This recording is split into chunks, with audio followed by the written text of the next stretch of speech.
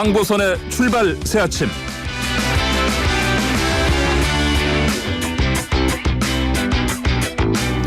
네, 황보선 앵커 휴가로 대신 진행을 하고 있는 변호사 박지훈입니다. 한국 정치를 풀어내는 토론 사이다 시간이죠. 여의도 중계석 시간입니다. 여의도 정치 상황을 아주 명쾌하게 풀어줄 두 분 스튜디오에 모셨습니다. 더불어민주당 전재수 의원 나오셨고요. 네, 반갑습니다. 네, 국민의힘 조혜진 의원도 함께합니다. 예, 안녕하십니까? 반갑습니다. 조혜진입니다. 아유, 든든합니다. 가장 말씀을 잘하시고 가장 논리적으로 각 당을 대표하시는 두 분. 네, 뭐 여러 가지 질문들을 좀 드려야 될 것 같은데 먼저 문재인 대통령 7박 9일 유럽 순방길 올랐는데 눈에 띄는 거는 뭐 가장 교황하고 만나는 부분 같아요. 방북이 성사될 것인가 이 부분인데 통일부 장관도 같이 가는 걸 봤을 때는 글쎄요. 어떻게 우리 전 의원님 좀 어떻게 일단 보고 저도 계십니까? 상당한 기대를 가지고 있습니다. 네. 왜 그러냐면은 사실은 이제 문재인 정부에서 어떻든 이 한반도 평화 체제, 돌이킬 수 없는 한반도 평화 체제를 구축하는 게 큰 과제였고, 네.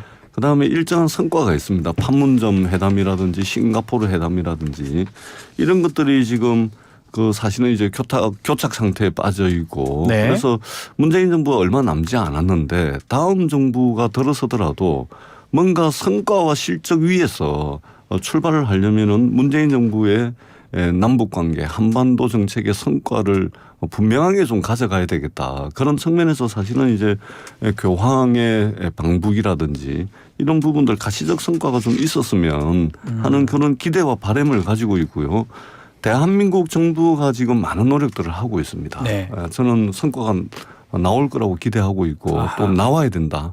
이런 기대를 가지고 있습니다. 나와야 된다. 조 의원님 예. 어떻게 혹시 뭐 어떻게 당파 빼고 가능성 객관적으로는 좀 어떻게 보십니까?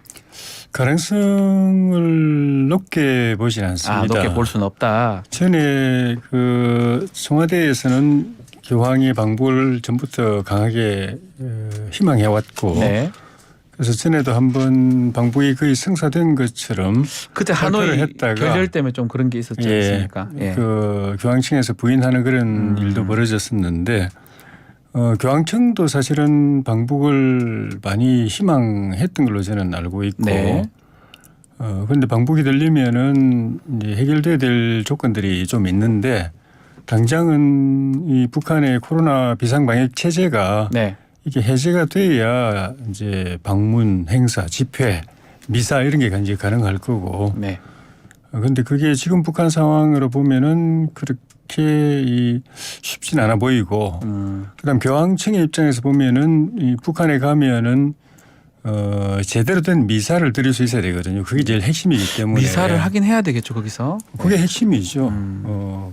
그러려면은 북한에서 진정한 그러니까 관제 종교인 말고 신실한 가톨릭 신앙을 가지고 있는 신앙인들을 찾아내야 되는데 지금은 이제 종교 탄압 국가이기 때문에 그게 허용이 안 되고 있는데 찾아내야 되거든요. 우리 네. 태영호 의원 그 자서전에도 보면은 네. 옛날에 그런 비슷한 사례가 있었는데 근데 그분들이 이제 커밍아웃을 하려면은 심한 경우 목숨까지 걸고 해야 되는데 그게 쉽지 않은 점. 그리고 어쨌든 국제사회가 교황이 방북하신다 그러면은 이 북한의 비핵화 문제에 대해서 일정한 좀 진전이 있기를 기대할 텐데 그렇죠. 북한 당국이 그 준비가 돼 있는가 그런 점들이 가능성을 그렇게 높게 보기 어렵게 만드는 상황 같습니다. 한번 지켜봐야 될 것 같아요. 뭐 하여튼 뭐 여러 가지 기후 협약도 하고 뭐 여러 가지 보는데 우리 눈에는 교황의 방북 성사 문제 이 부분 한번 지켜봐야 될 것 같습니다. 자 노무현 죄송합니다. 자꾸 저뿐만 아니고 황교안 대표도 실수하셨더라고요. 예. 자꾸 노씨 대통령 두 분 계시니까 예. 노태우 전 대통령 장례식 관련해서 국가장 얘기가 상당히 반발들이 많아요.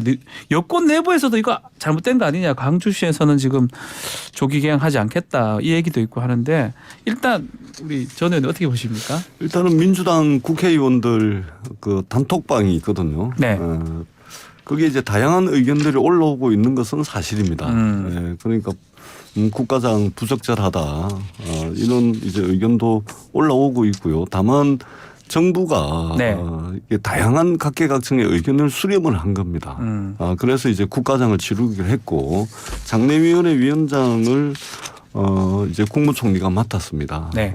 그리고 그렇게 됐기 때문에 저는 이제 정부의 입장을 존중한다 이렇게 생각을 하고요. 네.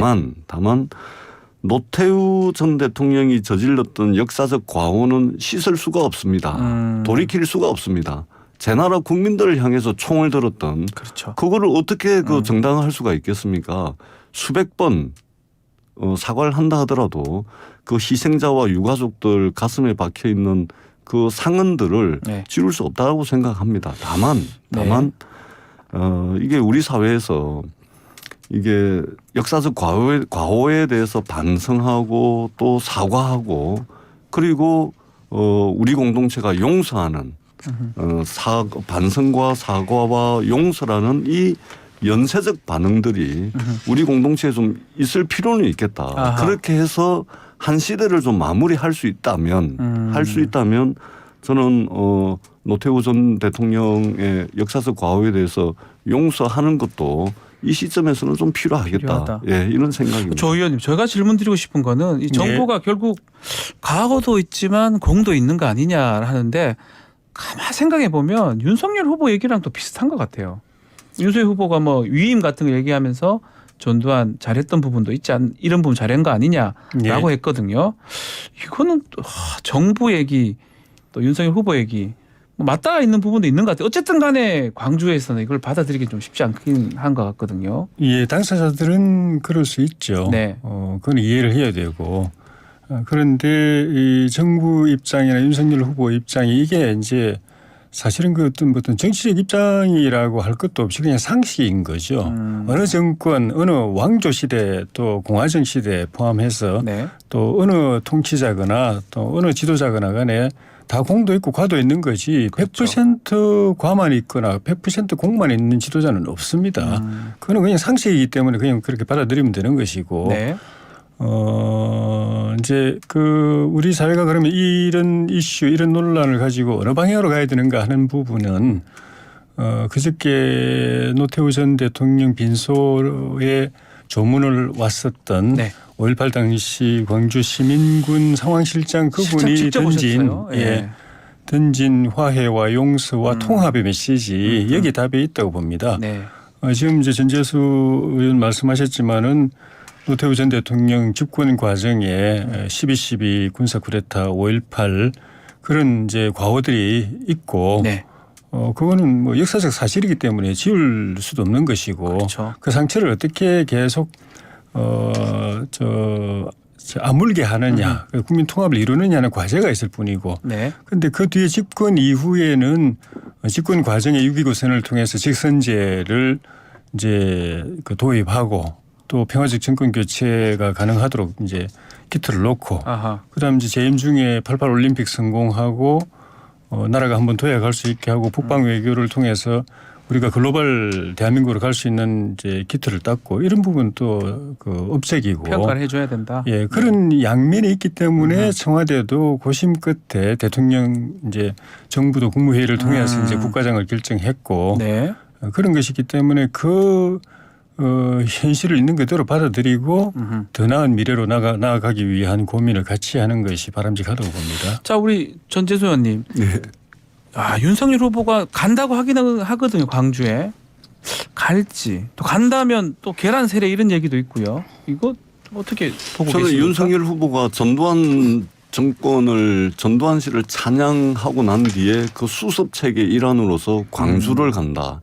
저는 기본적으로 포인트가 잘못됐다고 생각을 합니다. 왜냐하면 전두환 정권을 찬양을 했는데 왜 광주 가서 사과를 합니까? 예. 이것은 광주뿐만이 아니고 대한민국 모든 지역, 광주 시민들뿐만이 아니라 대한민국 국민에 대한 모독입니다. 그렇기 때문에 광주에 가서 사과를 한다는 것은 전두환 정권의 찬양의 문제를 호남에 가두는 겁니다. 전두환 정권의 정통성에 대해서는 이미 사법적 단죄가 있어 왔습니다. 네. 그다음에 우리 공동체에 어떤 합의가 있습니다.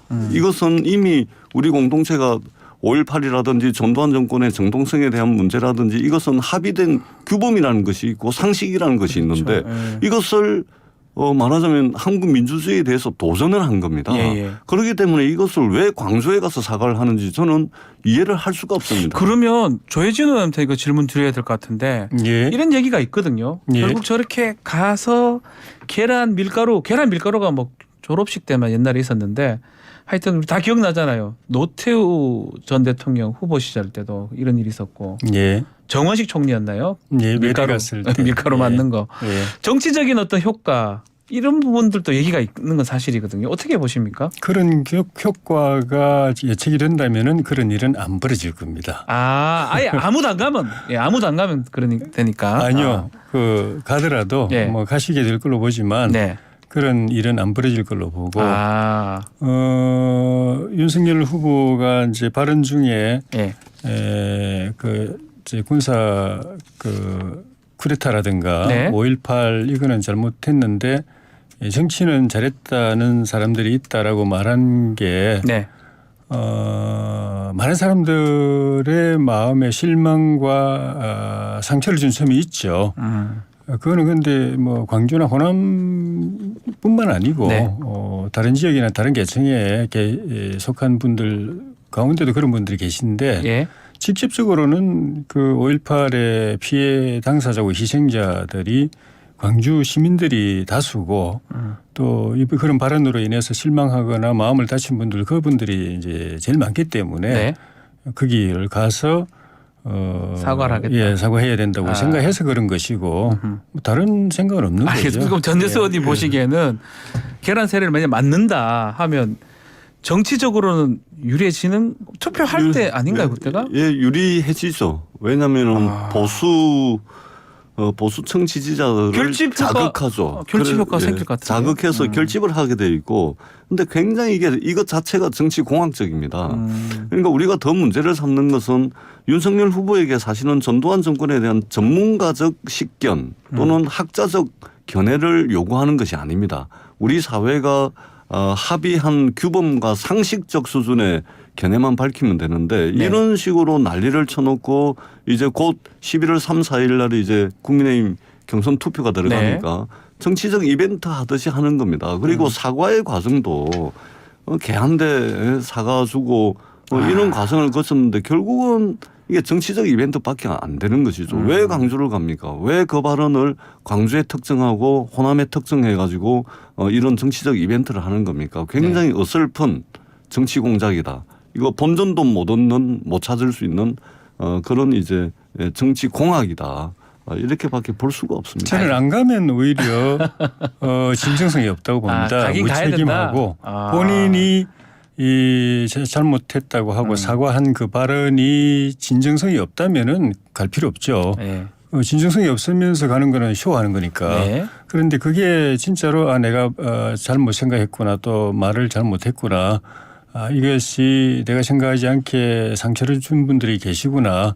라고 생각하고 사과하고 또 그 당사자들에게 그 예와 용서를 구하겠다고 생각한다면은 본인들에게 직접 찾아가는 게 그건 당연한 거고 안 가는 게 오히려 그건 입으로만 하는 사과일 뿐이다라는 걸 보여주는 거고 또 그래 갔을 때 좀 전에 이제 정치공학적인 측면처럼 뭐 사실 뭐 그런 언급을 하고 싶지도 않지만은 뭐 흔히 하는 말로 뭐 계란이고 뭐 밀가루가 날라온다고 가정했을 때 그게 윤석열 후보의 경선에 도움이 된다고 한다면은 윤 후보의 발언에 대해서 실망하거나 그래서 윤 후보를 좋아하지 않는 분들이 윤 후보에 도움될 일을 뭐하러 하겠습니까? 네, 알겠습니다. 뭐 가실 것 같기는 하고요. 예. 근데 이 짧게 좀 덧붙이자면 네네, 말씀하십시오. 이 정말 윤석열 후보 정말 문제입니다. 왜 그러냐면 비단 전두환 정권에 대한 문제뿐만이 아니고 그동안 많은 말실수들을 축적하고 쌓아오고 누적시켜 왔는데 네.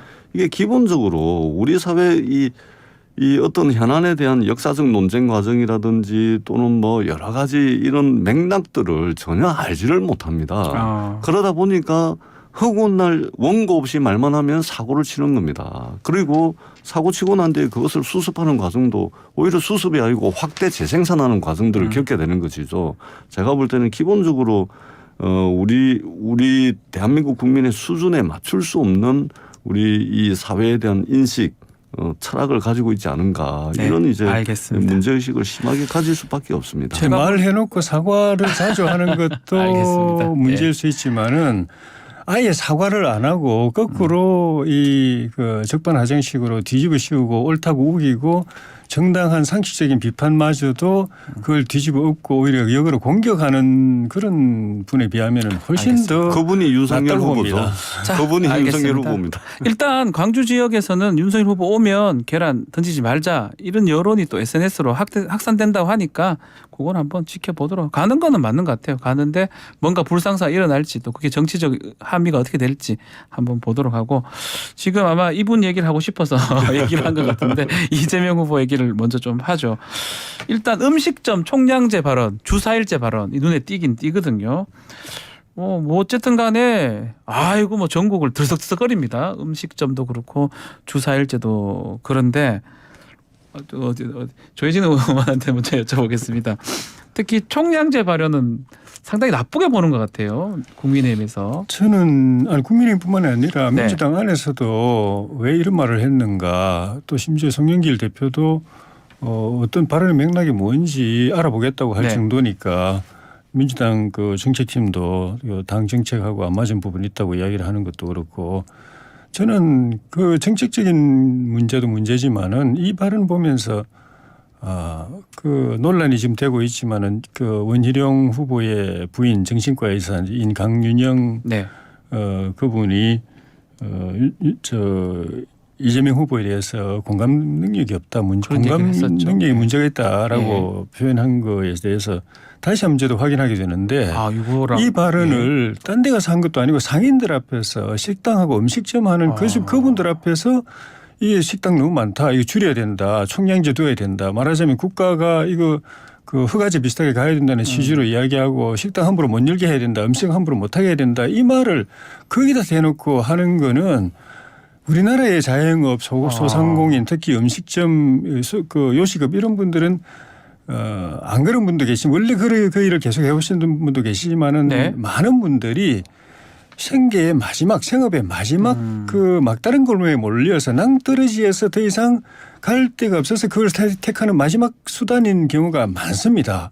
그분들한테 국가가 그렇게 생업을 제대로 책임져 주지 못하고 생계에도 그 막다른 골목에 몰리도록 그렇게 만들어 놓고 마지막 수단으로 자구 행위로 먹고 살기 위해서 그렇게 하는 것조차도 제한하겠다고 말하는 그걸 보고서 공감 능력이 좀 낭떠러지에서 있는 부족하다. 분을 낭떠러지 떠미는 거하고 똑같아요. 그거는 어떻게 그런 수가 있는가. 정말 그건 이분이 진짜 멘탈에 문제가 있다는 생각이 들었습니다. 정책도 문제가 있지만 가능하지 않은 정책, 이 그 국가 계획 경제 사회주의 또는 전체주의적 발상도 문제지만은 왜 거기서 하필 그 말 발언 그, 딴 데 예. 가서 또 음식점 얘기하면 그것도 이상하잖아요. 거기 가서 하는 게 맞. 아니 당사자들한테 피눈물 그런 데서? 흘리면서 그거 하는 알겠습니다. 사람들한테 예, 그거 못하게 하겠습니다. 그거 어떻게 말합니까? 딴 데 가서 뭐 택시 영업 제한하겠습니다. 이게 좀 이상하게. 일단은 무슨 말씀인지 알겠습니다. 공감 능력 그런 부분도 그렇고 전체주의 발상 뭐 이런 말씀 주셨거든요. 전세수 의원님 어떻게 보십니까? 아니 저도 이제 지역구에 식당 상가를 많이 다니는데 네. 이 문제는 식당 상가 하시는 분들이 절실하게 느끼고 있는 문제입니다. 왜냐하면 예. 후발주자들이 막 들어오는 거잖아요. 그럼요. 심각하게 지금 골목에 댕기다 보면 예. 이 장사하시는 분들이 실제 느끼고 있는 문제고요. 지금 국민의힘이 이렇게 반응을 하는데 이분들은 평상시에 골목에 식당 상가 안 댕기는 분들 같아요. 물론 우리 조혜진 의원님이 열심히 댕기시는 분인데. 저도 알기로 많이 다니시고 예. 알고 있습니다. 그런데 이게 그 현장과 굉장히 괴리된 비판을 하고 있습니다. 네. 너무 나가고 있죠. 논리적으로 너무 비약을 하고 있습니다. 어허. 아니 이 발언 하나를 가지고 세상 선지의 계획 경제를 이야기하고 사회주의를 이야기하고 전체주의를 이야기한다는 것을 어떻게 저희들이 이해를 할 수가 있겠습니까? 우리나라가요. 경제활동 인구 대비해 가지고 자영업자 비율이 너무 많습니다. 네. 유럽의 경우에는 경제활동 인구 대비 자영업자 비율이 한 자리 숫자입니다. 8, 9% 정도 되는 걸로 알고 있고 미국, 일본만 하더라도 13%, 15% 넘지를 않습니다. 네. 우리나라는 경제활동 인구 대비해 가지고 자영업자 비율이 한 30% 육박할 걸요. 거의 뭐 최고로 알고 그렇습니다. 있습니다. 그래서 저희들이 맨날 하는 이야기가 그거 아닙니까? 꼬시래기 제살 뜯어먹게 한다. 이게 뭐냐면 어떤 집이 하나 잘 된다. 그러면은 예를 들면 프랜차이즈 하나 잘 된다. 그러면 한 달도 안 돼 가지고 앞집, 옆집, 뒷집 다 생겨버립니다. 이러다 보니까 이게 먹고 살기 위해서 시작한 게 오히려 이게 먹고 사는 것을 더 피폐하게 만드는 결과를 낳고 있거든요. 그렇기 때문에 이재명 후보가 평상시에 아이디어가 차고 넘칩니다. 그런 차원에서 이야기를 한 것이고 다만 이제는 민주당의 대선 후보입니다. 예. 그렇기 때문에 당 안에 민주연구원이라든지 아하. 정책위원회가 있습니다. 그래서 좀 정교하게 더더구나 코로나 때문에 국민들의 삶이 무너져 있지 않습니까? 이런 상황에서는 좀 더 정교하게 좀 아이디어 차원이 아니고 가다듬어진 그런 공약 이제는 이재명 후보께서 한마디 한마디 하시는 게 이제 거의 이 공식화되는 거거든요. 네. 그런 차원에서 발언의 무게는 좀 느낄 필요가 있겠다. 공약으로 나가지는 않겠죠. 이거 생각해 보겠다고 하긴 했던데. 그렇습니다. 주사일제도 그렇고. 지금 주사일제라든지 네. 음식점 총량제라든지 이런 부분들은 저희들이 계속해서 고민의 주제로 가져가야 되는 거지만 네. 이번 대선에서 공약화한다는 뭐 이런 검토는 전혀 된 것이 아니다. 이 말씀을 드리겠습니다. 알겠습니다. 저는 이게 식당이나 정진환님. 음식점 이 자영업 문제도 예. 선발주자 후발주자로 나눠서 이야기하는 건지 이것도 편가르기라고 봅니다. 잘못된 것이다. 지금 말씀하신 그 논리는 말 그대로 선발주자 주자 이미 식당을 하고 있는 음식점 요식업을 하고 있는 분들의 시각이거든요. 아하. 그거는 음식점이 아니라 다른 모든 사람이 마찬가지죠. 그렇죠. 먼저 자리 잡고 있는 분들 입장에서 보면은 후발주자들 안 들어오는 게 낫죠. 독점 과점이 제일 이익이 많이 남는 거 아닙니까? 네. 그런 관점에서 그렇게 이야기를 하시는데 사실은 후발주자들 입장에서 선발주자 후발주자 가릴 건 아니지만은 네. 후발주자들이 사실은 뒤늦게 식당 열고 음식점 이미 다 하고 있는데 그 끼어 들어가지 하는 분들의 그 피눈물 나는 그 사정이 더 절실한 겁니다. 마지막 그 이미 식당 영업을 하고 있고 자리 잡고 있고 또 오랫동안 그 해온 분들 노하우를 가지고 있는 분들한테 끼어 들어가서 경쟁이 되겠습니까? 네. 그리고 그 옆에다가 그 식당 차리는 그 마음의 부담도 있지 않습니까? 그런데도 그거밖에는 길이 없는 그분들 입장을 먼저 헤아려야죠. 알겠습니다. 예. 자, 이거 너무 길어져 가지고 음식 총량제 어쨌든 간에 이슈가 된 건 같아요. 이렇게 하루 종일 그 얘기를 하고 있는 것 같아요. 될지 안 될지 모르지만 저는 뭐 개인적으로 주사일제는 한번 생각은 해보고 싶어요. 제 개인적입니다. 이거는 모두 편드는 게 아니고 그러니까 좀 쉬고 싶었어요. 예, 그러니까 네. 우리 진행자님께서 말씀하셨지만 네. 음식점 총량제라든지 이게 자영업 결국은 이제 자영업자가 많아진다는 것은 네. 좋은 일자리가 없기 때문에 막다른 선택을 하는 거거든요. 네. 그다음에 주 4일제도 어떻든 우리 사회 노동시간 단축과 관련된 역사적 논의 과정이 있지 않습니까? 네. 이재명 후보 입장에서는 조금 더 정교해져야 될 필요가 있긴 하지만 이게 던지는 설사 실수를 하더라도 정책 어떤 현안 가지고 이제 우리 사회가 한 번쯤 논의를 해볼 만한 것들로 실수를 하는데 아하, 예. 윤석열 후보라든지 홍준표 후보라든지 이분들은 지금 논쟁을 하는 게 전부 애드립 수준이에요. 알겠습니다. 일고의 정책적 논쟁이 필요 없는 애드립만 가지고서 이제 논란을 벌이고 있는 것과 비교를 하면 이거는 상당히 이제 수준의 차이가 많이 나는 거 아니냐. 그래서 이 대선 이제 후보 경선 국민의힘 최종 발표 이제 일주일 정도밖에 안 남았는데 조금 혼탁한 모습이긴 하거든요. 그 얘기를 뭐 바로 해봅시다. 뭐 윤석열 후보가 뭐 배신자 뭐 줄 세우기 홍준표 후보랑 뭐 다투는 모양새이기도 한데 요 질문 한번 드려볼게요. 윤석열 후보 캠프로 다 가고요. 홍준표 후보 캠프에는 현역 의원 두 분 계시나요? 좀 없던 이런 거는 어떻게 우리가 해석해야 됩니까? 홍준표 후보 오랫동안 국민의힘에 계셨는데요. 그거는 이제 각 후보들의 뭐 그 개인적 면면이 있고 네. 또 그거를 일일이 다 평가하면 또 다른 후보에 대해서 이제 그렇죠. 그렇겠죠. 비방이 될 수도 있고. 하기 되는 쪽으로 때문에 가는 겁니까? 그러면 쉽게 말하면 우리 당의 의원들은 지역에서 심판을 거쳐서 선출되어 온 지역의 대표들입니다. 지역의 민심에서 가장 이제 그 많은 지지를 받은 분들이 당선돼 가지고 현역 의원들을 활동하고 있는 분들이고 네. 지금도 지역에서 주민들 또 민심과 늘 소통하고 있는 분들의 다수 그분들이 가장 절실하게 현장에서 느끼는 민심은 정권 교체 무조건 해야 된다. 정권 교체에 가장 가능성이 어떻게든 큰 정권 후보다. 교체해야 된다. 그러면 어떤 카드가 가장 아하. 그 가능성이 높은가에 대해서 당원들 주민들하고 끊임없이 소통하고 있는 분들입니다. 그게 그런 분들이 이제 그런 뭐 개인 후보 개인의 신속관계도 없지는 않겠지만은 그렇죠. 또 자기 역할 이런 부분도 없지는 않겠지만은 핵심은 그건데 그런 부분에 있어 가지고 지역 민심 그대로 반영한 거라고 봐야 되겠죠. 그게 맞을 것이다. 예. 아, 참 두 분 같이 이렇게 아주 고급스럽게 토론하면 참 좋을 것 같은데요. 너무 고급스러워서 제가 중간에서 조금 그런데 이제 예, 후보 네. 경선일 다가오면서 조금 혼탁스러운 부분에 대해서는 우리 며칠 전에 의원총회에서도 네. 심각하게 논의가 됐고 그래서 당대표나 원내대표가 그런 데 대해서 또 좀 경고 당부 이런 말씀을 해야 될 정도까지 가서 이거는 저도 좀 걱정스럽습니다. 아니 오늘 이 스튜디오처럼 고급스럽게 이게 토론이 된다 그러면 뭐 엄청 보기 좋고 듣기 좋지 않을까 생각이 드는데 그러다 보니까 시간이 거의 다 됐습니다. 우리 전재수 의원님께 마지막으로 누가 국민의힘 후보 될 것 같습니까? 저는 이래 질문하면 누가 되길 바라냐 물어요. 어떻게 그렇죠. 질문해야 될지 예, 예. 모르겠습니다. 아니, 네. 저는 윤석열 후보가 되는 것이 민주당 입장에서는 대선을 치르기에 상당히 좋습니다. 그렇게 생각하십니까? 왜 그러냐면 예. 원고 없이 말씀하시면 네. 전부 실수투성일 겁니다.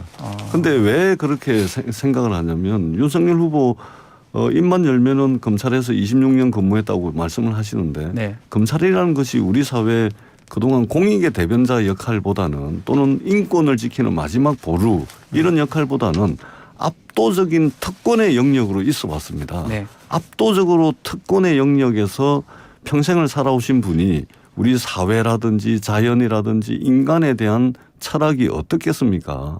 그렇기 때문에 민주당 입장에서는 대한민국을 위해서는 뭐 최악이긴 하지만 민주당 입장에서는 대선을 치러야 되는 민주당 입장에서는 윤석열 후보가 상대하기 편하다 이 말씀을 드리고요. 네. 홍준표 후보 입장에서는 상당히 요즘 속이 좀 디비질 겁니다. 뒤집어질 것이다. 사투리죠. 왜냐하면 굴러온 돌에 채워가지고 지금 이 날아갈 판이거든요. 네. 4개월짜리 윤석열 후보에게 그런 측면에서 굉장히 이제 좀 속쓰린 일이긴 하지만 저희들 입장에서는 윤석열 후보가 올라오는 것이 대선 승리로 가는 그런 길이다. 그런 판단을 하고 있습니다. 정말 마지막으로 조혜진 의원님께 이게 말씀하기 좀 불편하시죠? 지금 얘기는 어떠세요? 그러니까 민주당이 정말로 윤석열 후보가 상대하기 만만하다 이렇게 생각하신다면 좀 공격 좀 안 했으면 좋겠어요. 죽어라 윤석열 후보만 패는 거 보면은 안 올라왔으면 못 올라오게 그냥 가만 놔두면 올라갈 텐데 왜 그렇게 못 올라오게 그렇게 패는지 모르겠어요. 공격해야 떠니까요. 알겠습니다. 무슨 속낸지는 정확하게 모르지만 어쨌든 간에 무슨 말인지는 우리 청취자분들은 아실 수 있을지 않을까 생각이 듭니다.